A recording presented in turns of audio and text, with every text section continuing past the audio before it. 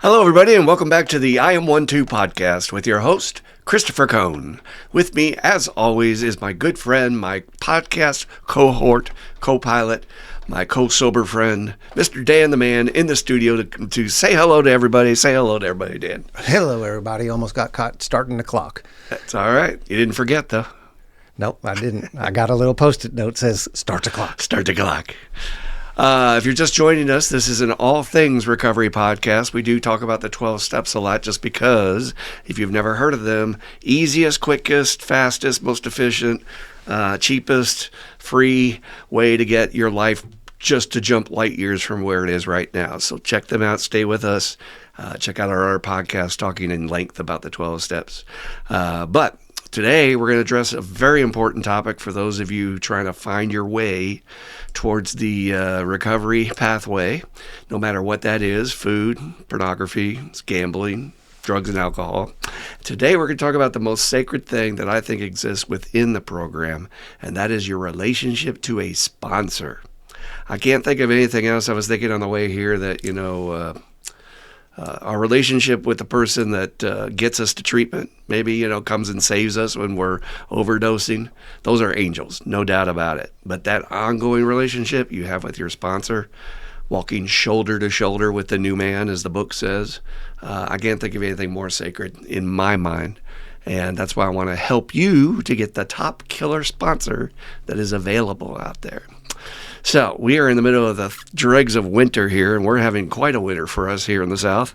Lots of snow, lots of ice. It's, 12 degrees today, Dan? 20 maybe? Yeah. It's gotten up to 20, I think, which is great, for a little while. But, you get tired of working that brush on the car and scraping up your paint trying to get the ice off. But we'll get through it wherever you are. Hope you're warm. Hope you're safe. Any thoughts before we get going, Dan, on anything going on in your world? I know you got a lot of people on your podcast lately. Yeah, we have had a lot of unique guests here lately, and I've had a couple more coming up. Most of them are authors, but they just bring some different thoughts to the show, and I kind of file it under enlarging your spiritual life.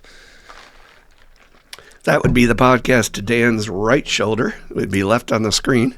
It says Spiritual Underground Podcast. You can find it at any provider out there, YouTube, even a few of them. But he's had some really interesting speakers on from all different branches of approaches to improving your life. So check that out if you need something to listen to on the way to work. And from all over the world. From all over the world. That really is impressive, too. I'm wondering how these people are finding you. It's like all of a sudden they've heard of you, Yep. Your name is being floated out there as a man of importance. And these people have actually went and checked it out. So they're not just, they have watched some of them and know what we're doing. Hell yeah, I love it. So let's get right to it. And as you're playing along at home, you might want to think about, if I do have a sponsor, does my sponsor fit in with these guidelines? And, am I getting the most I need out of my sponsor? Again, it's the number one person you're going to be sharing your recovery journey with the most. You want to be talking to this person every day. You want to be involved in each other's lives, and you want to share every blow by blow of the journey. So it's a pretty important decision. Obviously, a lot of my patients come to group and they're like, well, you're telling us to go to meetings. You're telling us to get this sponsor. Where do we start, and how do we get a sponsor? Well, I was taught a long time ago that, like, when you're going out to buy a new car, and you might not have the biggest budget in the world, but you're not quite sure what you want, I've been taught that you should go out and test drive everything. Every single vehicle. Now, how many people are going to do that? Maybe not many, unless you got a lot of time on your hands. But even vehicles outside your price range, they say you might find a quality or a function in that vehicle that you hadn't even thought about, and say, oh, I want that in my car, and you can put it on your checklist. I know with the latest vehicle I got, it's got satellite startup. So literally wherever I am in the world, I don't have to be within proximity to do remote, right? I could just send it to the satellite and they'll start my car for me. And that has saved me. Except for these snowstorms this year, I have not had to scrape windows for the past 3 years. It's been pretty astonishing. And I didn't even know I wanted that, right? So again, Test drive. So what does that mean? That means you got to go to a lot of meetings, man. Got to get outside your comfort zone. Stop going to the one down the street or just the Zoom meetings. You can't find a good sponsor at a Zoom meeting. You're not making connections. You got to go to many meetings, check out different ones, and you got to stick around after the meeting. That's when people start putting out their hands and talking. At the beginning, they're just like, hey, how are you? Good to see you. What's your name? Are you new? Blah, blah, blah. But it's not really conducive to a long conversation because we're getting ready to start the meeting. But after the meeting, that's when people come up and say, I like what you said, blah, blah, blah, blah, blah. So stick around. Don't just jet out the door without starting to get to know some people. The other thing you want to do when you're at the meeting is you want to look around and see, think about, feel. I always say to my patients, say a prayer before you go into the meeting. I tell them, just ask your higher power. If there's somebody in this group that's supposed to be sponsoring me, let them say something that's going to hit me over the head with a spiritual 2x4 so that I go, huh? Because literally I'm that dumb. I need to be guided that way by my higher power. I'll be sitting over here looking at a pretty girl and I'll totally miss what the dude is saying. But if I ask my higher power, like, let me hear something. Let me get that boom. Like, ooh, I got to go check that out. Then when you go to check them out, my sponsees are always nervous and like, I feel like I'm asking them out on a date. It's weird. And I say, dude, don't ask them to sponsor you as the first line. I don't even like that myself. We'll get newcomers come to our group. First question is, can I get your number? I'm like, dude, what's your name? Some dude did that to me the other week. Is he going to call me? No. Has he called me? No. And I swear to God, I always give up my number, but I always want to say, dude, you're not going to call me, so what's the point? Just to get his attention, just to stop him from his little routine. Yep, check that off the list because the halfway house told me to get numbers, blah, blah, blah. So they're all nervous when they're walking over there. What do I say to the dude? What do I say to the dude? Well, obviously, we hope you said your prayer. During the meeting, they said something that was appealing. Here's what you do. You go over there and you say, I really liked what you said, man. Now, what's that going to do? That's going to feed the alcoholic ego, and he's going to go, yes, that's right. And suddenly he's going to be all friendly to you. Why? Because you gave him a compliment. And you're saying, hey, I'm Joe, I'm Steve, whatever. And you just start talking. You don't have to lead with, well, you can sponsor people. Just start saying, hey, man, how long you been here? What's going on? What are you into? Like what do you think about this group? Where else do you go to meetings? Things like that. But lead with the compliment. It's the easiest icebreaker. Now, if they're a good old timer, I tell my patients, the person should take it from there. It should not be up to the newcomer to keep the conversation going. It should be the responsibility of the old timer to make them feel comfortable, keep asking questions, keep leading them along, right? Yet, I do know several people within the program who do this standoffish sort of like, well, I want to make them work for it, and they need to want it, and they need to like. And I'm like, dude, come on, did anybody help you in your early recovery? Maybe you didn't even know they were helping you by being kind to you, taking extra compassion with you. So yes, if it's a good old timer, it's their responsibility to make you feel comfortable and say it's cool. Let's, it's a freak out, blah, blah, blah. And then if you're talking about sponsorship, we can say, well, let's walk a while and talk about it, It doesn't have to be an instant decision. Now, before we get into what you're looking for in a sponsor, let me say, this comes up a lot in my group that my patients feel like it's such a paramount decision. They'll be stuck in inertia. They literally will not make a decision, will not ask anybody to sponsor them because they feel like, oh my God, this is so important. What if it's the wrong one? And I have to tell them, you're not marrying them. You're not going into business. You're not signing a contract. You're just asking them to show you the program. If it doesn't work out, you have the right to walk at any time. You are not stuck there. Your first decision is not always the best decision. So just say, I'm going to try this. I'm going to test drive this person out. Just like I said earlier, that should be your thought. Not that you're making a commitment, because you'll never make a decision on that basis, right? And besides, how are you going to sit there and try to figure out who's the best, right? Except for these tips I'm about to give you. So test drive somebody. Please just reach out and walk with somebody. You'll know real soon whether or not it's a fit. And by the way, newcomer, on the other side of that equation, it has to be a right fit for the sponsor. Your job is to give me juice. Your job is to do what I ask you to do with the steps. You're supposed to do your work, and then I get my juice from watching you grow and from watching your spirituality develop. And if that don't happen, that we're not having that two-way street. That's the other misconception newcomers have is, I feel like I'm bothering him and burdening my sponsor. No, sweetheart, this is a two-way street. You're going to give me juice. Call me up, tell me how fucked up your day is, and I'm going to laugh at that, and then I'm going to help you and give you juice. That's how this works, two-way street, okay? All right, so here's the guidelines for looking for the killer sponsor, the top sponsor of all time, that if you get these qualities, you cannot fail. So you won't be able to fail if you do for this. Number one, what do you think? I always ask my patients, what do you think the most important thing in looking for a sponsor is? Dan, do you have an idea? The most important thing. Use you as a guinea pig. Well, I'm too knowledgeable about it now. The number one thing is somebody's got what I want. I want to see somebody that I'm attracted to. That's the most important thing? I don't know what the most important thing is. No. You're right. That's a great answer. Somebody that has what you want is a great answer. But when I tell you this answer, you'll be like, oh, of course. How about this? Sober. You want to make sure the person you're asking is sober. Now, you're going to sit there as a newcomer and say, what do you mean? They're going to meetings. Hell, the guy's running the meeting. Of course he's sober. Really? You have skills you may not know you have. What are those skills, you ask? You have skills to read a person's eyes, their demeanor, their smell, and to tell whether or not they're on something. You know pupil size, small or large. And if you get any sense that, dude, this guy sounds good enough, but he feels baked, walk. Don't even bother. Don't ask him. Don't even question. If you get any tinge in your gut that this person might not be sober, just walk. It's not worth it. Just say hi, nice to be good, and now we're friends. Okay, see ya. Because we have this weird, I don't know where this is coming from. It seems to be more and more prevalent. I'm running into it in my group, that this halfway sober shit, it's really diluting the message, and it's really taking away from us who are working the real program and fucking not using anything. And then these people are standing up and calling themselves sober and getting chips too. Fuck you and your bullshit. That's a lie you're telling yourself and everybody else. There is no such thing as California sobriety, and I don't care what you think about me thinking that. I am tired of people diluting something that is sacred. My sobriety date is more important to me than my fucking birth date.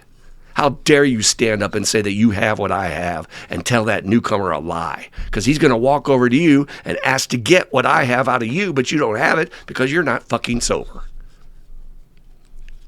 So don't be smoking pot on the side. Don't be drinking beers, because you can do even CDB, guys. Come on, why? Why are you doing that shit? So I am advocating for the newcomer, in case you're wondering why I'm so fucking fierce about this, because we are losing people left and right. The story I heard, I'm not even going to repeat. I heard on a podcast about a drunk doing something so horrible to his wife while he was in a fucking meth blackout, thinking she was a zombie and he was trying to kill her. That's what we're up against. This is death, life and death shit. So don't come with me with your light sobriety bullcrap. Your newcomer might be dying, facing a 20-year sentence, going to lose his family, his job, his home, and you're going to sit there and play around with his life? No, I don't play with that. So that's why I'm saying, see if they're sober first. Number 2, must have a home group. That is so important, in my opinion, because you want to see stability and accountability out of your sponsor. You don't want some freewheeling guy that says, oh, well, maybe Thursdays I go over here, and then maybe Fridays I go over here. And you know why they're doing that? Because so nobody knows them. Soon as people get to know them in the meeting, they jet and go to another meeting. However, if they're in a home group, they have a reputation, they have a character, their consistency, and their home group members will tell you about that. If you're not sure, you can go to them and say, what about this guy? And they'll tell you, oh, no, solid dude. Or, no, don't let him sponsor you. So must have a home group. And if that's true, your sponsor should be inviting you to go to their home group. It should be one of the first requests that they make out of you. Why? Because if you like what they have, they're going to take you to the source. This is the place where they get their stuff. So he's going to be like, hey, man, come over here. Check out this good shit. This is where I get my pool. This is where I fill up my cup. And again, I'll work with my guy on that. I'm like, look, dude, come to my home group several times. If you absolutely hate it, I will not make you come forever. It's up to you. But you got to come several times. You got to come check it out and give it a fair chance. And they always stay. But again, it's that philosophy of my sponsor's accountable. He's doing service work. People know him. Okay, he's got a rep within the community. Very important. Number 3, how about your sponsor has a sponsor? Not in between sponsors. Not sponsoring themselves.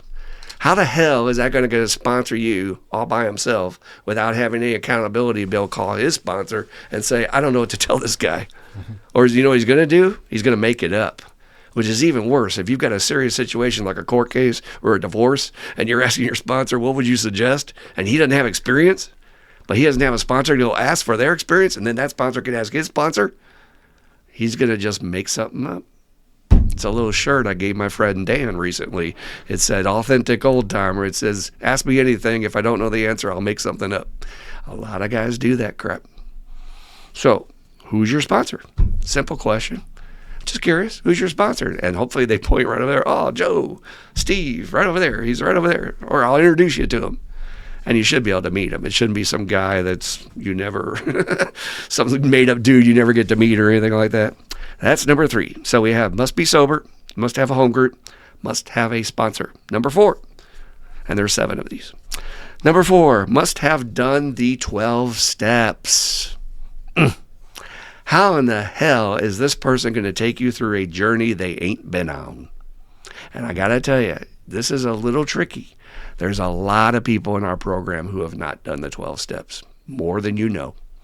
If you ever get a vibe from somebody and go, man, I guess he's sober, but I don't know if I want what he has. That dude's wrecked, or that guy's uptight, or that guy's judgmental, or that guy's critical, shit, then they're probably not working their fucking program. They've probably not done the work.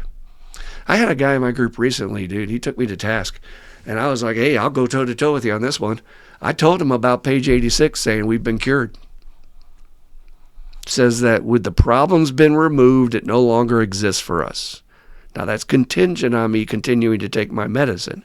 If I stop doing my program and working my tools, then screw me. Of course I'm going to relapse. But he had a brother who's been in and out of the program and not staying sober, and he was passing that message on to my other patients. And I was like, whoa, whoa, whoa, whoa, whoa, whoa, whoa. I don't want my patients to hear that your brother was 9 years sober and then just relapse, because they're going to say, what's the point? I want them to hear the message that his brother may have stopped doing the tools, started messing around things he shouldn't have been doing, not had a sponsor. There's tons of things. Or just didn't do the steps in the first place. Did some light version of the steps, or did them by himself. So these tools work 100% as a prescription. You need to hear that. Otherwise, don't give me the prescription. Same deal as if I have a virus and I'm using an antibiotic. Don't give me that prescription unless it's 100% proven to work. So I'm always quick to carry that message that these steps work no matter what. Because he wanted to say, well, some people have certain situations. I said, I know that, but I've not seen it not work with those people either. I've not seen it not work ever. Dan will back me up on that later. It just fucking does. So, again, you need to hear that as a newcomer, because what are you putting your faith in? You don't want to put your faith in this like, well, sometimes it works, sometimes it doesn't. No, you want to put your faith in like, yeah, this is guaranteed, man. Walk with me. I'll get you out of this hell for good. Not for like a little while and I'm going to fall backwards. Not unless you choose. Not unless you stop doing what you're supposed to do. So again, they must done the 12 steps. Now, how do you know that? Now, again, these are questions you might have to fish out just by asking some other people. I think the easiest one to do is just ask them if they have a sponsor and what their sponsor's name is. And they'll say, oh, it's Joe over here. And then maybe next time you go to the meeting, you say, hey, Joe, I was talking to Bob over here about maybe being a sponsor. Has he done the 12 steps? Now, as a newcomer, I know you're probably going to feel uncomfortable as hell to ask that question. But I'm telling you, I would love that question if somebody came to me and asked me if Dan or someone of my guys worked the steps. I would laugh and say, that's a great question. That's a question you probably should know if you're hiring this person for a job that's probably the most important job, which is to save your life, right? I think it's fair to see their credentials. So, again, how can you teach me something you don't know anything about? You've got to done the steps. And even if they're like, well, I'm still kind of in them, then you're going to have to make up your mind whether or not you want to do it. They should at least have several of their amends done before they start sponsoring. That's just kind of a guideline we follow in our group. But you want somebody who's done the work. All right. Number 5, must be the right gender, sex, / whatever it is nowadays. Now, what do I mean by that? Now, everybody, when I bring this up, thinks I'm talking about the sex issue in terms of the sex issue. That, it goes from, I support you, good job, bro, I love you, and then we're in bed together, which happens a lot when men sponsor women. And so this is why the guidelines, the 13th step, having sex with newcomers and all that stuff, that's sort of where people think it evolved out of. But I really believe the sex thing evolved out of knowing there's certain issues that men have that only other men will totally get. And there's certain issues that women have that only other women are going to get. And I will tell you, I can make it real simple for you. I could go call up my sister right now and say, sis, give me 5 things that are your issues with mom. And she's going to have 5 things like boom, boom, boom, boom, boom. I say, great. And I'm going to say, me, what's my 5 issues with mom? Boom, boom, boom, boom, boom. And they're going to be totally different because she was a female growing up as a daughter and I was a son growing up as a male. And there's just something about that relatability. Now, there are exceptions that if you're gay or if you are transgender, whatever, and particularly if you have trauma in the past with the same sex, then you might want to, or with the same sex, then you might want to consider the opposite sex as a sponsor, and that has worked many times as well. Now, what I've seen is I've sponsored 5, 6 gay people in my career, and it worked fine, except for one case where the guy developed feelings for me, and that was something that we had to put a kibosh on because that wasn't going to work. And then the one of the guys, he had trauma with men growing up and was abused as a child, and yet he fought through that. And he said, I want to face that, and so I'm going to stick with you and go to your men's meeting and see if I can overcome that. And he did, and it worked out really great for him. There are going to be other times where the trauma is so severe that's going to get in the way of your recovery work. So you kind of got to decide for yourself, but also don't kid yourself. If you're picking somebody of the opposite sex, is that because you have ulterior motives? Is it because you're looking for an easier, softer way, right? So generally, most cases, men work with men, women work with women, and you'll just get the best result that way, okay? All right, that's 5. We have 2 more to go here. I'm going to wet my whistle a second. Number 6. Dan, get to be the guinea pig again, brother. Uh-oh. Let me give another bad answer. How long does someone need to be sober to be a sponsor? I don't think there is a time. I think you need to have those steps and be out and doing that. And if you did that in 3 months and your sponsor says you're turned loose to sponsor, I'd say there's no too soon. That's not a fair question because you knew the answer. If I present that to my group, it's astounding how the answers are all over the map. 5 years, 10 years, 20 years. And I keep telling them, well, dudes, you start going 20, 30, you're going to limit your options because not many people are still alive at 20, 30 years. Plus, they might be too old to really give you what you need. So it is quality over quantity. And I will tell you, the way to discern that is ask them who their sponsor is and how long their sponsor has been sober. So if I got a guy who's like 9 months and he just finished his steps and he's telling me he's on fire and he's ready to go, if you're his first person and he's young and excited and fresh in sobriety, you're going to get all his attention. He's going to be all over you and you're going to love eating it up. So it can be a good thing, okay? But ask him how long their sponsor is, and if that dude's sponsor is 10 years sober, well, shit, you're solid. That 9-month guy got 10-year experience poured into him, right? Because remember that the student can only do what the teacher gave them.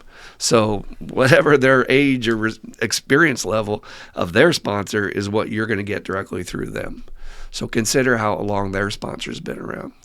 On the other hand, I have many people I know that are over 10 or 20 years sober. I wouldn't let them sponsor my dog. I wouldn't let them even close to it, man. They just not working the tools and they're just scary, right? So again, quantity over quality. If you feel a strong connection and it feels right, take a risk. Go ahead. Don't worry about the time that they have.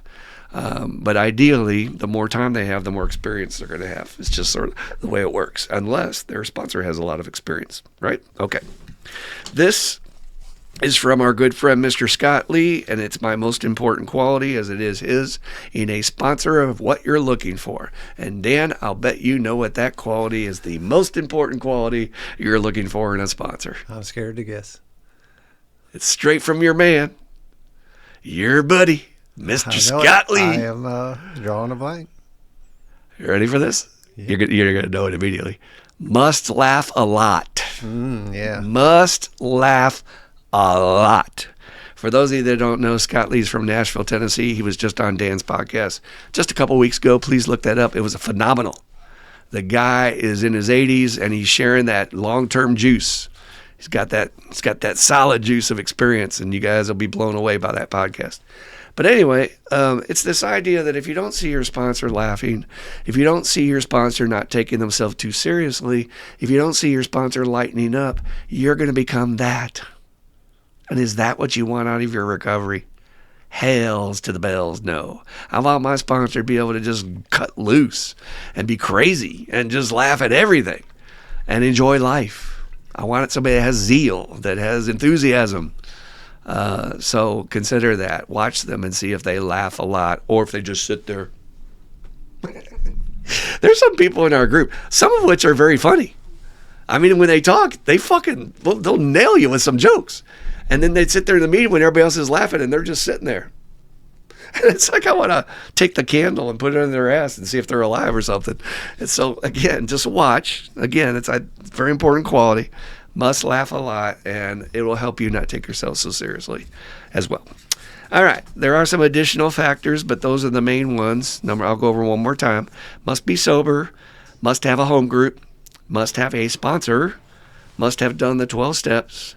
Must be the right sex. Must be not so much sober in terms of time, but more quality over quantity, and must laugh a lot. Okay? All right. Here are some other guidelines that when you guys start working together, you can tell within the first 2 weeks whether or not this guy has the goods. Yeah, you can. You can tell a charlatan from a real deal, a professional. So look for these words early, and I mean early in your conversation. If your sponsor doesn't mention this in the second conversation at least, but ideally the first, then you may not have the right sponsor. And those words are, we got to get busy with the steps. Get your big book. We got to get you busy with the work. We got to get going. We got to go. I want my sponsor to show urgency because it's urgent to me, man.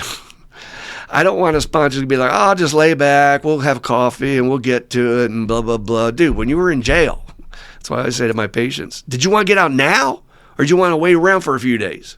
Well, I want to get out now. Same deal with your life. I want to get out of this hell now. I don't want to wait around. I want my sponsor to have urgency, like, let's get going. We're moving. We're meeting together this week. Let's go. Get your book.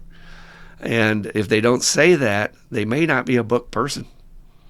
And that's another sign that they may not have done the steps. Okay? They're like, oh, I'll download some sheets off the internet for you or something like that. Here's where the real secret is, guys. This is what I've encountered. Maybe you have too, and Dan can talk about it in just a minute here when I invite him in. There's a lot of people in our program calling themselves sponsors, but they're really just early sobriety supports. And I've seen them do this time and time again to several newcomers, and it's upsetting. And it's hard for me to bite my tongue and not go onto their side of the street and say something, because, again, I will always fight for the newcomer. It's just my thing, man. I'm just going to do whatever I can to make that door wider and easier to get through for as many people as I can in this life. That's my goal. But I've seen them take a guy on, and then I'll ask him in my group, well, how are you guys doing? Are you getting together? Well, he's been busy. And we're supposed to get together, but then he canceled on me last minute. I'm like, dude, is this important to you? Do you want your wife back? Do you want your kids back? Do you want your job back? Why the fuck are we can't? You're going to let a guy cancel on you? Now, look, that's not my newcomer's fault, but I want him to wake up. These guys that are not real sponsors, but they're good supports, and we need them. I'm not saying they don't serve a vital function. Maybe they're doing more service work than me on this end, but they can give you a ride to the meeting. They can take you out for coffee. They can help you buy a big book. They can take your phone calls, maybe even 3 a.m, which is wonderful. We need those angels, but they're not taking the people through the work. I've seen this far too often. Like, when are you guys going to do the work? I don't know. He keeps telling me, Or they start bringing you worksheets and shit. Well, that's not the book. Why am I getting worksheets? And that's later on. But again, if your sponsor ever brings you something that you're not sure about, feel free to ask them this question. Is this what you did with your sponsor? Is this what you did with your sponsor? If not, why are you giving me something different? Because I want what you have. And to get what you have, I have to do what you did, right? You could be more smart than the sponsor. But they'll start getting fancy. They start bringing all this extra stuff. Here, I thought this book was cool. Read this. And wait a minute, it's not the AA book. Why are we not doing this? I need to do the prescription. I'm not saying you can't read other books. I want you to. I'm not saying you can't go to movies and do other things. I want you in the prescription so we know you get well. Okay? Don't let them monkey with that. Here's the other thing you want to hear from them saying almost immediately. Call me every day. It's non-negotiable. Now you're going to be like, oh, God, I got to call him every day. This is going to suck. That's what my patients always say. And I'm like, dude, come on. It's going to be great, dude. You're going to have somebody you can bitch to free. You won't even have to pay them like you're paying me as your counselor. You can just call up and bitch about your day to them. That's all you got to do. They don't get it. They just don't get it. It's the greatest thing in the world to have somebody like that in your life that cares, that will listen. And my guys, when they call me, they're always doing it at first like obligation. So if you're any sponsors out there and you want to break your boy of that real early, I've got the tool. I've used it many times. Probably about the second conversation. I used to do it on the third, but nowadays it's the second because I have a low tolerance for them calling me, acting like I'm their mama or their probation officer, and they're checking in. I'm just calling to check in, man. Everything's great. Everything's great. It's going good. And then the second time they pull that shit on me, here's the tool. I wait for a pause and then I go, fuck you.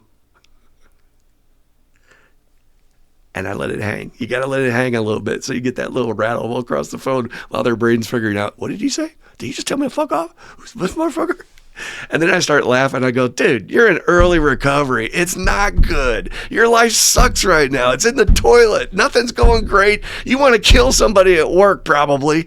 You want to die even. Don't tell me it's fine. I'm here to help you. I'm another addict. Don't talk to me like your probation officer. Talk to me like a real person. And they go, I hear them take a breath across the phone. And suddenly we're talking like real guys. We start talking about the game last night. We're talking about chicks at the meeting. Just guys hanging out talking, man, just like we were at the bar. And I'm telling you, it's the greatest gift you can give your newcomer. Don't let them play that little like, oh, well, everything's good, sponsor. I'm okay. I'm not going to tell you in my shit. I'm not going to tell you that I beat my girlfriend up last night for sure. I need to let him be able to tell me that. And I got to say fuck you to get his attention. It's like hitting a mule in the head with a 2x4. It works. If you want to try it, your own version, but it does work. So you want to hear him say, we got to call me every day. Let's get to some meetings together, right? Let's hit some meetings together. And the one thing you want to hear them say, as I said earlier, is you want them to invite you to their home group if you're not already at it when you first meet him. And he says, keep coming here on Tuesdays. Because again, that's his source of juice, and he needs you to meet his sponsor and to get connected with his support group. That's the greatest thing that happens when you get a sponsor. Is you get an immediate sobriety family because you get all their supports right away. You've got him, and then you got all his supports, and then his sponsor and all his supports, and you're in the mob. You're like a made guy overnight. It's that easy just by asking somebody to sponsor you. All right. Then after all those words and all that stuff, just watch their actions. Watch what they do, not what they say, right? See if they follow through with their commitments of what they say they're going to do for you. If they say they're going to get you a book and they don't have it next week, make a little chalk list, mark on your list. If they say they're going to be there at the meeting and meet with you after and they don't show up and they didn't even call you, that's a big chalk mark. You're not sponsoring me anymore. Again, advocate for yourself. Don't be afraid. This is your life. A lot's at stake. We have a good friend of ours named Mark, who is working with our good friend Travis, who's been on this podcast. And Mark sat through Travis's pitch, as we jokingly call it in the program. And Travis was telling him, he called me every day, get your big book, this is what we're going to do, blah, blah, blah. And he was like, all right, you ready? Okay, we're going. And he's getting up to leave, and Mark says, well, hold on, I got some questions for you. Which I thought was great. I thought it was the greatest thing ever, dude. And so did Travis. He just said, look at this motherfucker. All right, what you got? And he sat down. He was all excited. That's what we got to get, man, together. Am I meeting your needs? Am I helping you out here? All right. And another one. Are they on time? Again, we're unmanageable. I can give my sponsor some leeway. He's going to be human.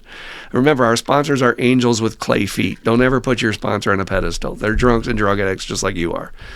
However, they've got more time and experience, which is invaluable. But, if they're constantly late, they're going to teach you that that's okay, and you don't want that in your program. And then one last one. When they share their shit at meetings, do they seem to be working on it, or do they just seem stuck saying the same shit at every meeting?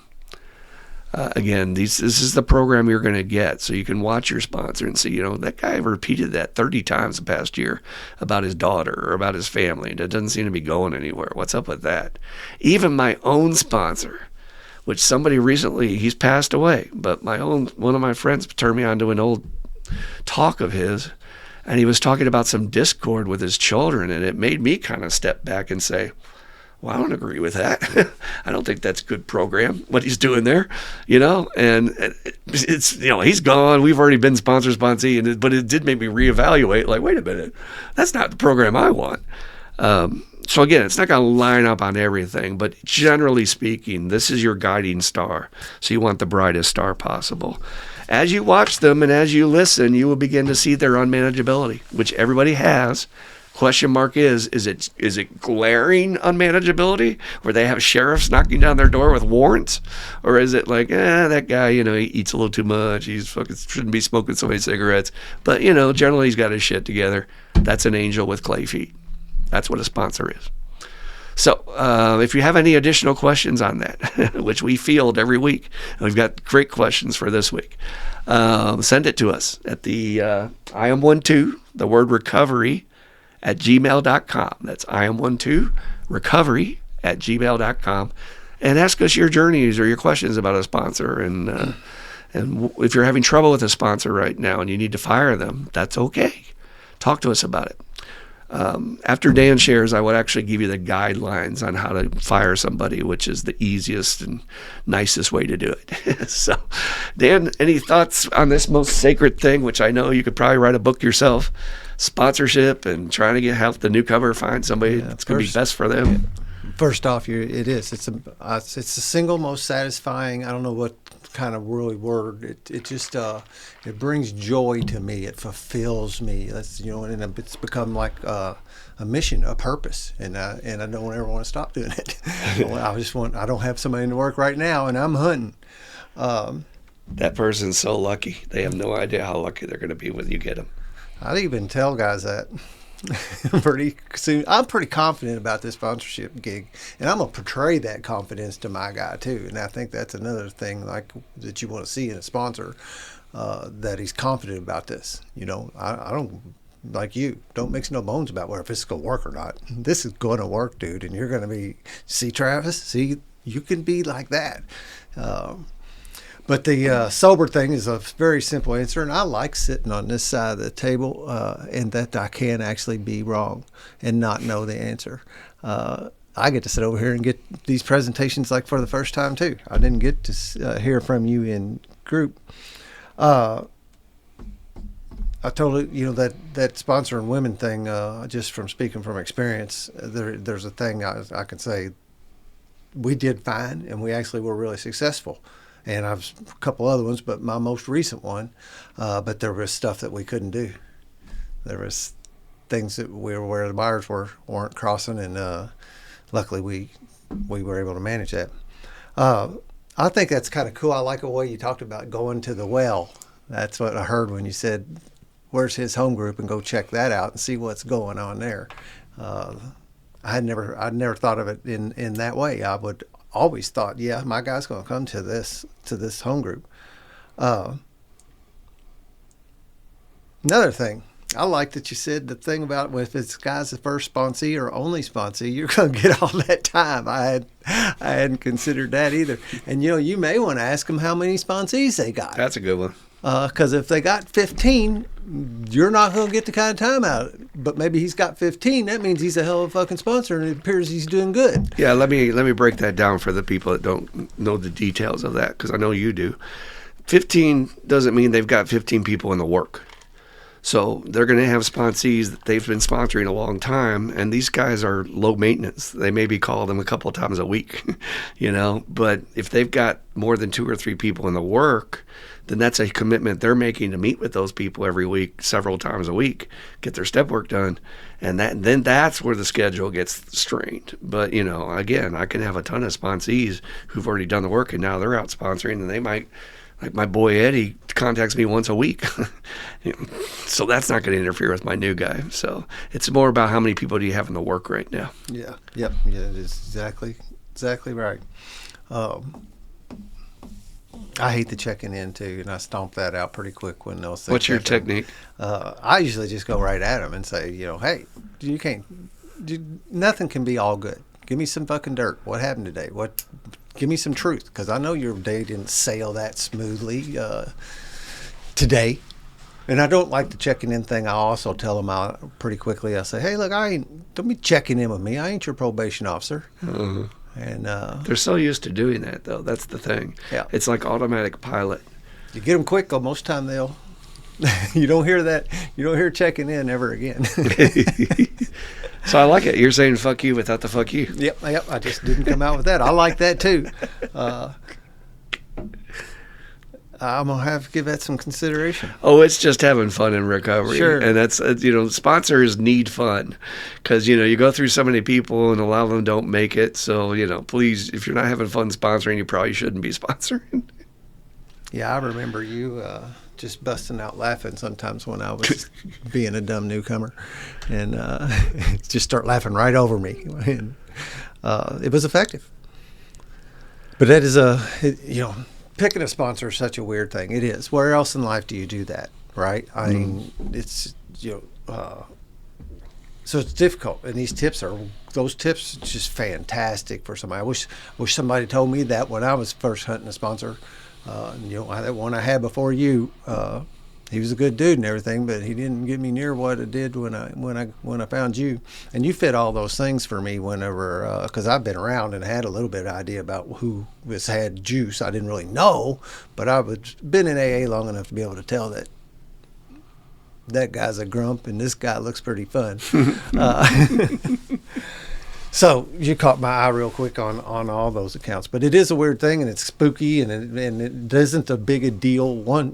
You get one and walk down the lane a little while, and you'll be saying the same thing I'm saying. Picking a sponsor is not a big deal. You want to be getting the right one, but you don't have to put all this pressure on yourself about marriage or I'm gonna pick the right one, wrong one. You just switch.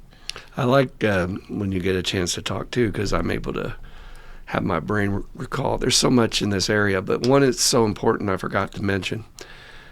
This question comes up as, I'm just an alcoholic, so I can't sponsor you because you did heroin. And I'm like, whoa. And I see people do that. I see really good sponsors turn away a guy who's being humble and genuine and wants it, and it crushes them, right? Because, they're being rejected in any way is hard, but in early recovery, everything's hitting you so hard, so it's doubly hard, triply hard.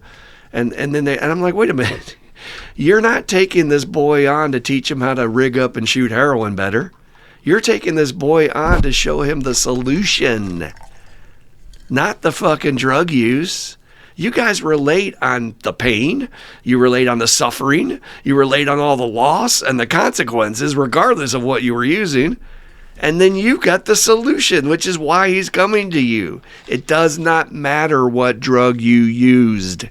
That is my direct experience. I'll let Dan share his experience in a second, but do not get focused on that shit. It does not matter. It's all about dopamine in my brain, and because I don't feel right, and I don't feel like I measure up, and I don't fit in. That's all it is. It's the same feelings and all the same stuff. It doesn't matter what you were using. So how do you feel about that, Dan? Just as passionate as you do, and we have proof. I've done it. I see. That's what this whole thing is about over here, is these tools working for anybody, no matter what you got.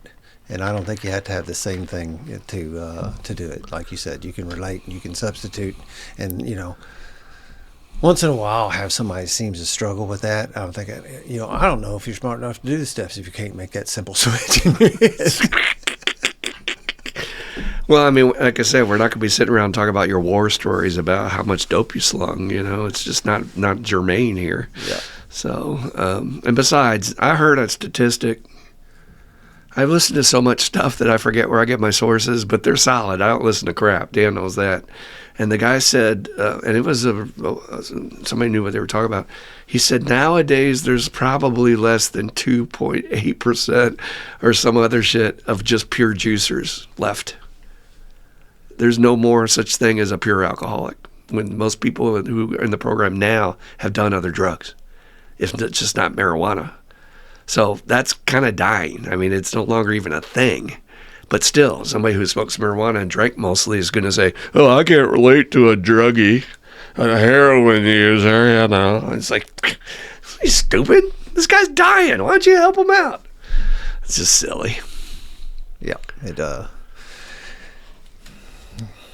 I think it's a cop-out a lot of times. I think it's a way I think you're out. probably right. Maybe they want to say no, but they don't have the balls to say no. Yeah. All right, so let's talk about this process of firing, because it may come to a point where it's like you guys have just reached the end of your journey.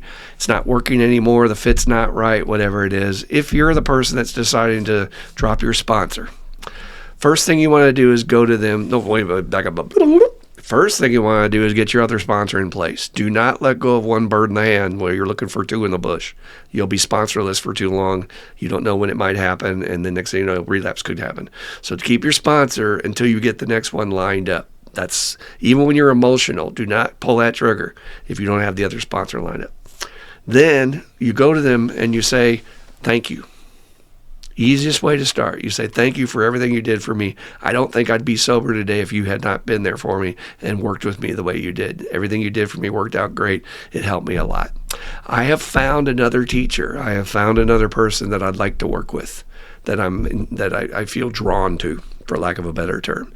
And I want to go through the steps with them. So I'm going to work with them for a while. And who knows, maybe I'll come back to you later, maybe not, but I'm going to let them sponsor me for a while.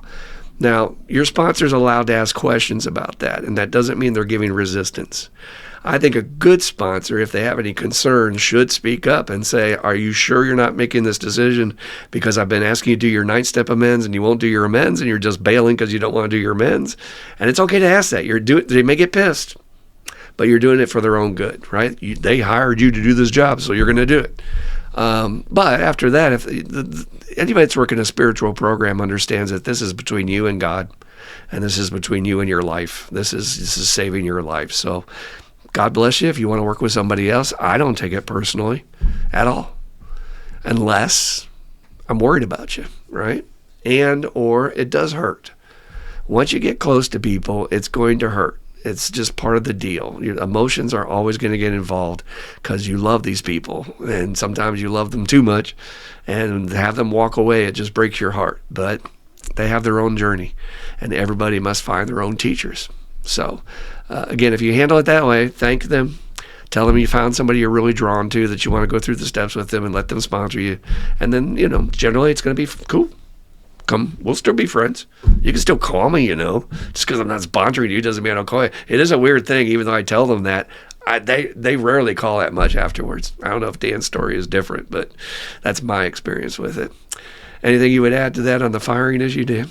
Nope, that was beautifully told. There's nothing to improve on that. All I could just do is sit here and agree with it. It does hurt when they leave. You break a bond. You work through this stuff, and you've been hanging out and calling the guy all the time for 4 years, and they decide to change. But I totally understand that. I actually congratulate them usually. Hey, cool. Like Scott Lee says, I pray that my sponsors outgrow me. And and he's real clear about this. They not like grow past me, whatever. But I've given them all I can give them, and they're still searching and wanting more. That kind of outgrow me, and I have the guys that I sponsored for a number of years. I'm still in semi-contact. We don't talk like we used to, but I can think of two right off the top of my head that we actually put in some significant time together, and they decided to change sponsors. I'm still friends with those two, plainly. I don't think I'm running back through. I think it's more of a thing that we're just in our own little circles of life, and you get into your habit of who you're contacting every day and whatever, and you just sort of forget about calling so and so. So again, I don't take it as a personal thing, but it does hurt, that you're like, man, 10 years ago, our group was really tight and we were all together, and then now everybody's off doing their own thing. That's just part of life, Yeah, yep. That constant evolution, or that 12-step recovery is a rolling tide, and if you hang around for a long time, people just wander in and out. Well, they say the only guarantee in life is change. Yep. I do want to end on one point that I believe, as I've been taught, is the sponsor's main job for what they're responsible for. So you're taking me on for this job, going to help you get through the steps, going to help you stay sober, share my experience, strength, and hope with you, all that jazz, right? I believe my job as a sponsor is to be a truth teller. I need to be the one person in your life who's not afraid of your wrath, your bullshit, your sarcasm, your fists, if need be, to tell you the truth if it's going to save your life. And that's a hard job. I try to coach my sponsees on that, and they'll call me, and they'll be in a dilemma about, do I do? I need to tell my guy this, but do I tell him? I don't want to tell him. I don't want to deal with his bullshit. It's like, dude, you can't be afraid of that. Just tell them. They hired you to do this job, and I'm going to do it. And anytime they say something, I always tell them that. Remember, you hired me to do this. My job is to keep you from dying. And if I'm about to see you walk right into that mousetrap, I need to tell you the truth. Stop fucking with that woman. There's a guy in our group right now that Dan and I are concerned about. And I don't know what the answer is yet. I'm kind of meditating on it. But he has expressed concern about, I feel like we should reach out and help him. And I think especially if they're younger too. And that's kind of the job of the elders, is to just at least, look, dude, you can say we're full of shit, but I just want to offer you some guidance because you're about to make a life-changing decision here. But that's my job. My job as your sponsor is to be the one person in the world who won't soft soap you. We'll just tell you the truth. Do the job. Yeah. Any thoughts on that one, Dan? No, agree completely. Yeah. It's not easy. Nope, it's not. And you get a little bit. I get this tossed around a little bit that I'm a hard ass. and like I have worked with my guys, they're like, hey, I'm not a hard ass, and I think I tell the truth. And people get their feelings hurt when you do that sometimes.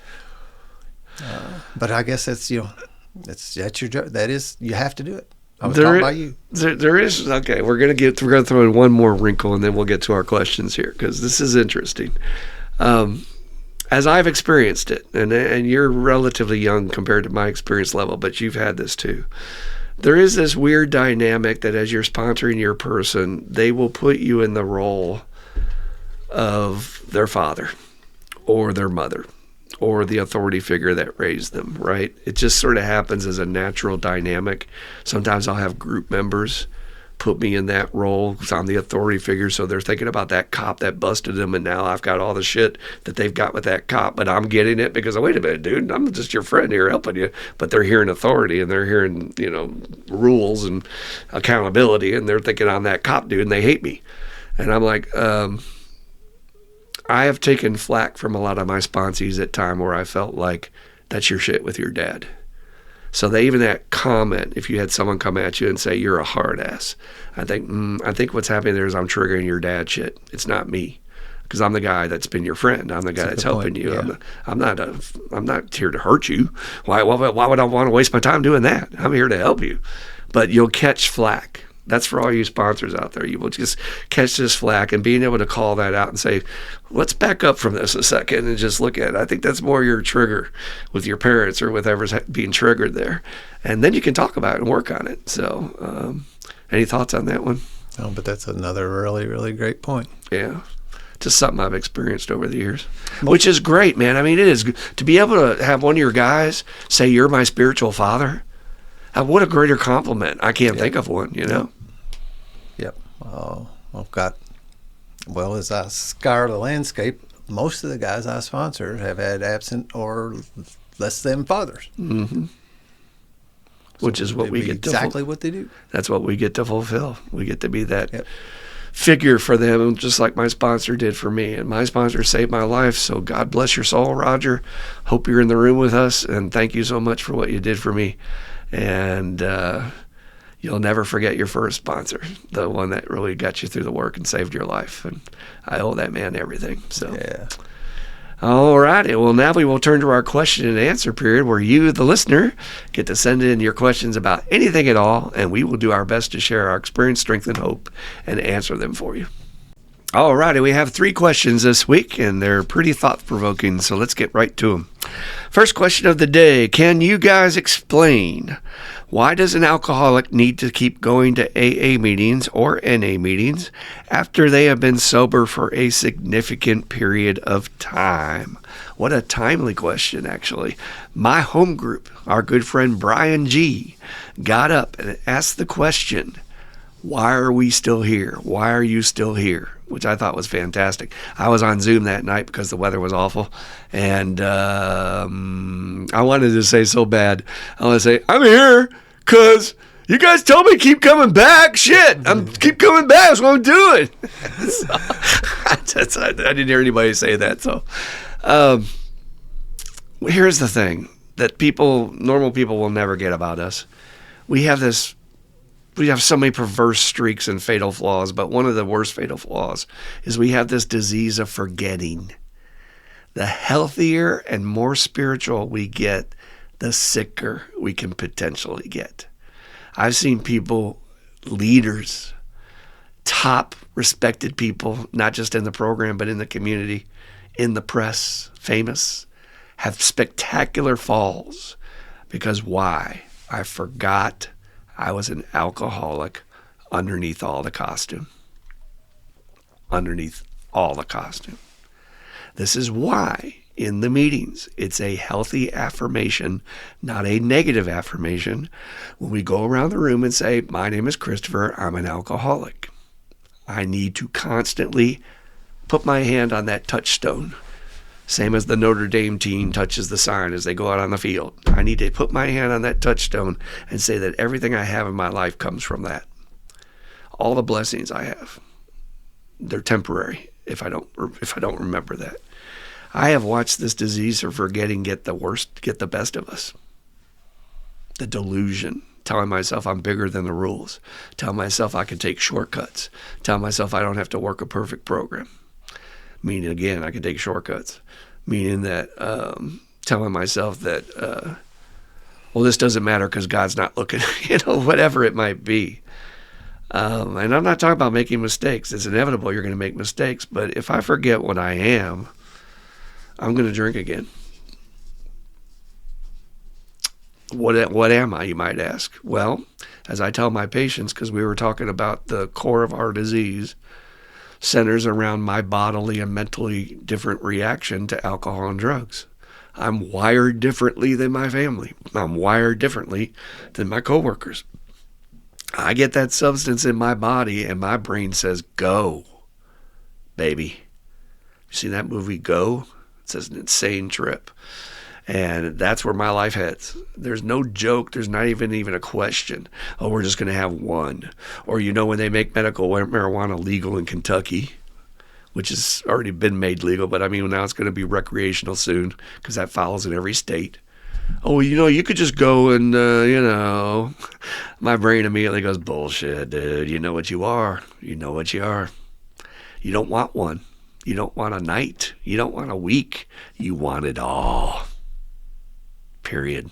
And I've been on that train, and there's never enough. I've never been able to fully satiate that button inside of me. Has anybody out there? Has my friend Dan been able to do that? Where you sit back and go, that's enough for me. I think I'm good. I don't need anything else the rest of my life. I'm okay. I'm good. Nope. It's a crazy train, and I am never going to forget. So to answer that question, when they said, why are you still here? This is my source of juice. This is my source of where I get my tools and my supports. It's where all my friends are at. It's all where all my friends are at, but it's my touchstone. I'm coming in to show that humility to my higher power every week, that I'm not bigger than the rules. I'm going to do what I'm told to do. I'm just another alcoholic, not special just because I'm 40 years sober. And I can sit in this room with these other guys and just listen. Is that such a big fucking deal? Yeah, for an alcoholic with a fucking ego, that's a big deal. To lower ourselves, you know. But you don't understand, my life's important. If y'all knew what I was doing outside of here, you'd be impressed. No, I'm an alcoholic, and I will never leave. God willing. Any thoughts on that one question about why does an alcoholic have to keep going to meetings? You were very precise and thorough, and straight to the point about the real deal. It ain't because my friends are there. It ain't because it's fun. It ain't because I need something to do on Tuesday nights. I need to be in that meeting because I know if I'm not taking my medicine, I will get drunk again. I've proven that to myself enough times. Finally, you know, it did take a few. It took quite a few. So yeah, that's the real answer. But you know, I was sitting there. We were talking the other night there, but after that meeting, and I said that to somebody. I said, all my friends are here, and I don't have any friends that are not here. You know, except for the ones that were on Zoom tonight and that kind of thing. I started thinking around. And I'm going, I don't have a single friend that's not in the program. Some kind of associates, and it's great. I don't know. I didn't realize that they were all here with me today. Just didn't think it through. So yeah. There's a reason for that. It's like we all have those acquaintances outside the program, but the quality of friendship, being able to talk about real shit and not politics and not the latest song by the pop star or whatever bullshit people talk about. Yeah. Not that we don't have fun and talk about bullshit stuff, but it's still it's a different level of communication. So of course you would be drawn to that, right? And they're top level human beings today now that they're sober, man. And you know, we know, you know, I know I'm safe with them, completely safe. That's probably. I can be me. I can tell them anything that's happening with me. I don't have to hide anything in you know, such as our one friend who won't share about his issue in the meeting. They're in process, you know. That's what I always jokingly tell myself. They're in process. They're working on it. They're okay. Yeah. What Dan and I are describing, in case you are wondering, is the most important insight in the big book, where Bill tells us how you get sober. He says, we learned we had to concede to our innermost self what the fuck you are. Now, Bill didn't say that. He said that I didn't remember reading like that. he said that we were alcoholics. So if you need to do that every day, my sponsor Burns Brady got up every morning and he remembered and made his commitment. I am an alcoholic. I'm going to need help today. And it worked for him, and he died sober. Yeah. So, yeah. Besides for that, you know, we talk about how good a program the 12-step, but like the steps themselves are. But it's like it's got all these other things sitting there waiting for you too. You know, the sponsor, the support, these best friends, and all this stuff was just sitting there waiting for me to show up. And we're all just ready to hand it to you if you just get your ego out of the way. We're like, here, it's yours. Fight over you. All right, here's another question for today. Second one out of 3. What was the one thing that stuck out to you that occurred during your journey that didn't seem possible at first? Lord, where do I start? What you're going to find as an overview answer to start is that your whole journey will be not seeming possible to you. I had my good friend LJ. We polo each other, and he had said something about he was just having a rough day at work, and he was just venting, and he said, I'm going to be working the rest of my life. I'm never going to be able to retire or anything. And I said, hold on. I had to pull him back on that. I said, no, wait a minute. When I found you, you were living homeless at a shelter, and now you're in a $375,000, $400,000 house. I don't know. It's probably gone up with the market the way it is. And you couldn't have seen that as possible.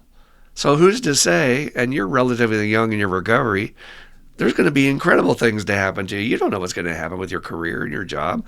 There's no way I could have predicted I'm doing what I'm doing today. There would be miracles upon miracles upon miracles upon freaking miracles upon miracles. Dan has a list he can share with you. You cannot even imagine the things that are going to occur that you're going to say didn't seem possible at first. First of which is just staying sober. I was a guy that could not stay sober, man. Give me every opportunity, all the tools, and within a week or two, I'm back to doing the same shit and disappointing my family and being a jerk. So that's the first one. But man, just go on the journey. That's all I would say. Just enjoy and go on the journey. Your higher power, first off, that's a big thing we got to deal with is our old conceptions of higher power. And it's going to be in the next question too. Higher power wants to give. That's what it is. It's pure love. And love is pure giving. And so it wants to shower and just shower blessing on its creation. You're its son, its daughter, of course. Don't you love your kid? Of course you do. Just shower love on it. And we're the ones that are pushing it off. We're the ones that are saying I'm not worthy and all that shit. So, meeting the Dalai Lama, spending 10 days with him, working on a film with Brad Pitt, again, I go list after list and things, exciting journeys and visiting places I never thought I'd be. I heard a guy in the program say one time he ended up in the Oval Office and he just couldn't get over the fact that a drug addict was sitting there in the Oval Office with the president. Possible in recovery. So, how would you answer that question, Dan? It's kind of like we joke around about the best thing about the steps, like trying to figure out what the, it keeps you eternally optimistic, because I know something cool is going to happen, so I keep my eyes open and watch for it. And sometimes it's out of the park, and sometimes it's just pretty neat. It's And don't undervalue for any of the newcomers the pretty neat, because the pretty neat where it's just like things are smooth, man. My life is calm today. It's quiet. There's no chaos in it. You don't really appreciate that till you're sober a while. I relish that now. Simplify, that I don't have overcomplications, and I'm kind of resistant to bringing new people in my life that might bring complications and or emotions that I just don't want to. Things are chill, man. Don't come mess up my chill right now, right? Yeah. Yep. Having my felonies removed, not going to prison. That's awesome. Just those are like out of the park. But then there's these other things like that epic day at Gettysburg. It was just epic. It was so cool. There was something in the air, and I got to do that. The two I remember off the top of my head is the day in Nagasaki and the day at Gettysburg, and these are like, no, they were just for me. And it's not like I shared it with somebody else. It was all for me, and you could just go down the list of the different stuff that happens. And you know what you did on both those occasions? The common theme was, if I remember you describing it right, I just woke up and said, I'm going to go where I go. And I'm just going out and leaving the hotel, Nagasaki. I know I'm going to kind of go here and there, but I'm just going to let spirit guide me. Yep. And you let that higher power take a hand, and it'll take you on these journeys. So you're like, now that was a day to remember on my deathbed. Yeah. Yep. And then just go with the flow. Let spirit guide you and just do it, and run it into such, and I can explain it, but also I know that, like, unless you lived it, you couldn't feel it. It's kind of like being a product of the steps. Until you do this, it's damned hard to tell you what a strawberry tastes like. And that's the same way with these miracles, and that I'm still adding to my miracle list. Mm-hmm. And it's fun to watch. That's the cool thing about being a sponsor, since that's today's topic, is you get to share all your kids' juice as it happens for them. So that's why I was telling my boy LJ, don't you lose that hope. Higher power's got hope for you, bro. He's already done miracles. What do you think he's going to stop on you? Is he going to drop you off here? Exactly. He didn't bring you this far to drop you. Come on now. All right. Last question of the day, and I saved the big one that I think is deep. Question we recently had at our Bible study. We all want to be happy all the time and tend to search for things outside of ourselves to help us to feel happy, such as shopping, drinking, smoking, etc. But it seems that God may want us to search more for holiness rather than happiness. Happy feels good, but isn't always good for our spirit. A deeper connection or connected with our higher power may cost us some quote-unquote happiness along the way, but will ultimately lead to a richer life. I see what you're saying. It's a very interesting point. So let's back up and take a wide view on this first. When you're coming into this program, we all have a lot of baggage and programming of what everybody else has told us God is. And this stuff is so deeply embedded that even to this day, I still have some of my teachings will pop up and I have to challenge them. This is 40 years sober. And I'm sitting there going, wow, they really programmed me with that shit. Now, we all like to think with my ego that you're not programming me. I make my own decisions. It's not the way we are as human animals. We're just like a dog or a cat. You're conditioned. So, and the dog don't know he's been conditioned. So that's us. And so we have these leftover baggages that I run into with my sponsees where they need a bigger version of a higher power. They think the higher power, if there's anything negative that comes out of their mouth about it, I'm like, you might want to rethink that and rethink how big is your higher power. Because that guilt and shame stuff, that I'm supposed to suffer stuff, that, sacrifice stuff, it has some validity. And that's why I'm striking a wide view, and now we're going to narrow in. There is a tradition within spiritual growth that you're going to have to give something, right? You're going to have to go through some growth, and growth hurts, and it can be painful. But why? Because it's trying to bring you to a better place. So it's not that it's punishment, and it's not that it's meant to hurt you. It's meant to bring you to this beautiful, awesome journey. But man, to walk there is going to suck. I want to show you these sights, but you're going to have to walk there, and it's going to suck. And I don't know if that's from God. I just think that's part of the process, that we have to go through these experiences to learn. I was hearing, of all people, Demi Moore, who has really got her shit together. I'll tell you, and if I'm giving that compliment, I mean it. I mean, I don't give that lightly.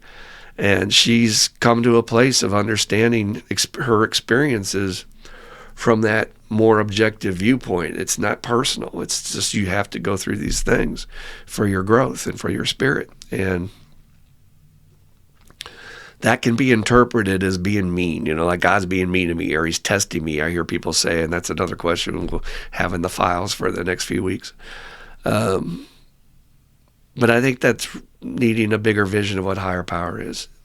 I can't personally, and you're welcome to find your own version, because that's what the program is. Choose what works for you. But I personally cannot work with a higher power that's not just all in on support and love for me. And I looked for all that other stuff when I came in here. Since I was so thoroughly programmed, I was actively looking to be punished for the sins I had done, for my mistakes and all that. And I didn't get that. I'm literally got people hugging me, saying, keep coming back, we love you. And that was more uncomfortable to me than having my ass beat. You understand? And it is to most newcomers. I watch them. When you love them, it's one of the hardest things they have to feel. And I hear people in meetings will say some things about higher power, and I'm like, well, this is the power that's going to save you. This is the power that's going to help you stay sober and support you to get your dreams come true. And, you took this angle on the question when you're talking about searching for happiness, and I agree with you 100%. I do think we live in a society that emphasizes happiness over wholeness. I would use the word wholeness rather than holiness. And that's a shortcut, right? That's the microwave way to being happy in life. Let me just pop something in the microwave and eat it. But yet the other journey, even if it's the long walk and even if it's harder, it's not hurtful and it's not mean. And that was the one thing that struck me in here when you said about happy feels good, but isn't always good for our spirit. Okay, back up. If that's true, why did Jesus call it the gospel? This is the one thing that I find most people who claim to follow that guy don't seem to get. Gospel stands for good news. And anytime I've been to a church and I hear anything but love and I hear negativity, I'm like, you're not preaching what the man taught. I don't believe Jesus said a harsh word to anybody. It was about your Father loves you. You're the kid of a king. You're meant to have the kingdom. In my house, there's many mansions. I can't wait to see it. It's going to be fucking awesome. Now, whether you believe it or not, those that follow him preach everything but sometimes. And I just recoil. I've gotten to a place with my evolution in my spirituality. I recoil like from a hot flame as any kid would. If you tell a little 3-year-old or 4-year-old that God sucks, they're going to look at you like, what? Huh? What'd you say? Because they naturally know that's not right. It's over time that we change them and program, and they learn about sin and that they're not worthy and original sin. Oh, these people fucked up a long time ago, so now you got to feel bad about yourself and don't touch yourself and don't do bad things. And this is all man-made.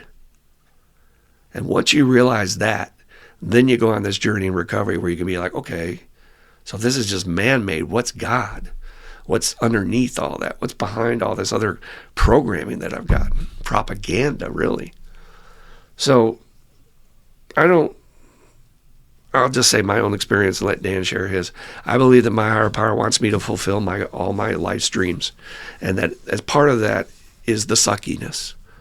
Part of getting to my dreams is going to have to be going through the suck. And like, for instance, I could not be here today helping you if I had not been a down and out drug addict. I had to be a complete failure, loser, just scourge of society, turned out my own family. I had to go through that to get to the good shit. But it was ultimately meant for my happiness, right? Am I wrong? So yes, the suck is part of it, but I don't buy anything about God not want to say anything but to enjoy this fucking day. I woke up this morning, I had plenty of air to breathe. I live in a part of the world where there's water to drink. Hallelujah. Some people don't have that. I get it. But nature is pouring on us all the time, all these resources, and man's mismanagement of it makes the world horrible. So if that helps you, I encourage you to look at and talk to other people and maybe challenge anybody that brings you some shit about God that you just don't feel right about, and say, well, where's that coming from, brother? I'm supposed to beat myself up, or I'm supposed to not feel good about myself, or not have a good day or something, you know? I'm supposed to suffer. It's usually their shit, to be honest with you. So that's my answer, Dan. I know it's a long answer, but any thoughts on your side of the table? Good goddamn answer. Thanks, bro. I mean, really, that's the other thing about this is kind of like these, I don't know what you call it, technical question almost in recovery. I mean, this is that important. And it's technical. It's difficult to wrap your head around, and a lot of people don't hear what you just said. But damn, that was good. That was really a good answer, man. I'm sitting here thinking that's going to have to be cut into a 2-minute clip or whatever we got. Well, you know what it says here, but it seems that God may, and again, who knows? I'm totally open to this. This is no judgment here. It seems that God may want us to search more for holiness rather than happiness. But who says? Question the source. Is that the church saying that, or is that a guy saying that? Who's saying that? That holy kind of triggered me in the question and kind of held me up for a minute where I hung on it. Huh. Just because of holiness has a different thing. It's a different word to it, a different meaning to it than what am I trying to say? It's attached in my heart with a different meaning than is good for me. I flinched at it. I still kind of don't like the word Jesus. Mm-hmm. Sure. I got nothing wrong with him, and I follow exactly what you said, but there is something there that is, just goofy that I don't like when somebody brings that to me. Because why? Because they're usually misrepresenting what the guy taught. It has that negative connotation to it. Do you believe in Jesus? Are you a believer? Have you been saved? How judgmental to just come out asking somebody that question. Yeah. It's like, whoa, I'm sorry. I didn't realize I was lost. I didn't realize I needed to be saved. I've been in the habit of I've had that happen a few times, and I just simply said yes. Because in my heart, I have been saved. Not the way they talking about it. And when I talk about higher power and they talk about higher power, we're talking about two different things. And I was saved. I've been saved just as much as any Christian that's been dipped in water, for damn sure. You have the fruits. You have more than the fruits of what I see in a lot of people. What? Compassion, helping others, tolerance, all that shit. Yeah. Yeah, that's being saved. So, here, I love the question, and I think what it reflects question too. to me is that you're on the journey. You are definitely on the journey and you're searching. And I love that you're going to Bible study. I love that you're checking out other groups, because that's what we do in recovery. My spiritual group outside of my 12-step group saved my life. It was a big part of my development because I had so much baggage. I was in bad shape when I came in, and they fixed me with that. So look out, search, but always go back to it. Trust your gut. Even if what I'm saying, your gut says, nah, I don't believe it, trust your gut. Trust your gut on the spiritual journey. Spirituality, let me just say this and we'll start wrapping it up. But I had to explain it to my new people today. Our good friend Travis was saying, it's a spiritual program, blah, blah, blah. And I said, I got to break that down for them because they're hearing religion. Because the minute you mention spirituality, their program is going to say religion. But I said, it's really about experience. Spirituality is experiential, right? It's something you just feel, you go through, you have an experience of it. Dan talks about the hairs on his neck will pop up, or he gets his chills in his skull and all that stuff. That's spiritual, that's experiential. I told him, put on a flight suit and jump off the Swiss Alps and shoot through those chasms at 200 miles an hour. And when you land and I go up to hug you, I say, how you feel? And he goes, that was a spiritual experience, man. Fuck. And that's what we need as alcoholics. That is Bill's argument for why this is a spiritual program. I need to feel it. If we could get it out of a book, church would have worked. You follow me? I have to go through something to see it, taste it, feel it, and go, oh, Jesus, I could feel that. Just like my good friend Tim, who was talking about his fist step with Travis in the group today and said, I feel completely different. I feel 50 pounds lighter. I said, that's an experience. And now that makes you believe, right? Yeah, because I went through it. We need this as alcoholics. That's where Phyllis was a genius. But again, that word has so much baggage. People say, oh, you mean I got to believe in God? That's what, oh, okay. I got to go to church. Okay. No, man. Did that ever work for us before? So that's another thing about the question. I just feel like it's putting you in this little box. And that's not where we want to sit as addicts and alcoholics. We don't sit well in a box. We break boxes. So go where your heart tells you and go with your gut. And if it don't feel right, it don't feel right. So any other thoughts, Dan? Not a bit, man. That was a really good answer to a really good question. I appreciate the support, man. It's, you know what it is, though? I just want to put in a plug. It's my juice from rewriting the third step. I just finished that section of the book we're rewriting, and we will have that out this year. The I Am 1-2 book for everybody. Do the 12 steps. Anybody wants to do 12 steps. And it just was a clarity that I had as I was putting it together. It's like, oh shit, oh shit, oh shit. And it was exciting. And yeah. I want to share it with everybody. I love it. You have a right to have a connection to something that's deep and meaningful to you. And don't let any human being take that away from you. So, all righty. Well, whew, that was a big one. I didn't know where all that was going to come up. Had no idea we'd talk about all that today. If at the end of this, if you would do us one favor, we don't hit you over the head with this, but we just ask your help a little bit. Like, subscribe, or comment. Even if the comment is, you guys suck. No, don't do that. But seriously, that helps us get our analytics up, and YouTube says these guys have something, and then more people get to see us. We're still in no man's land, guys. We need your help. So send us questions, like, subscribe, make comments, and we appreciate it. And come back and see us next week because we'll have more stuff to share. All right. We like to end every podcast with the Serenity Prayer. And if you would like to join us at home, please feel free. All right. And the Serenity Prayer. God, grant me the serenity to accept the things I cannot change, the courage to change the things I can, and the wisdom to know the difference just for today. Keep coming back. It works if you work it. You die if you don't. Woo-hoo! Come back next week to see us. We love you. Peace out. There's a good old peace out. Yep. Gotta remember my signature phrase. When I was processing that one too, it hung me up at the end because it wasn't there. That's funny. Do I stop it now? Stop it? It's, good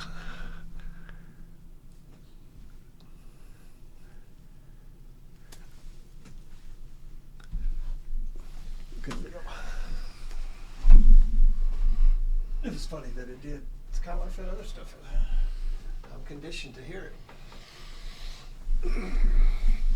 It's funny how that conditioning really works for new people too, for routine. I think coming in every day, doing the greeting, having the meditation,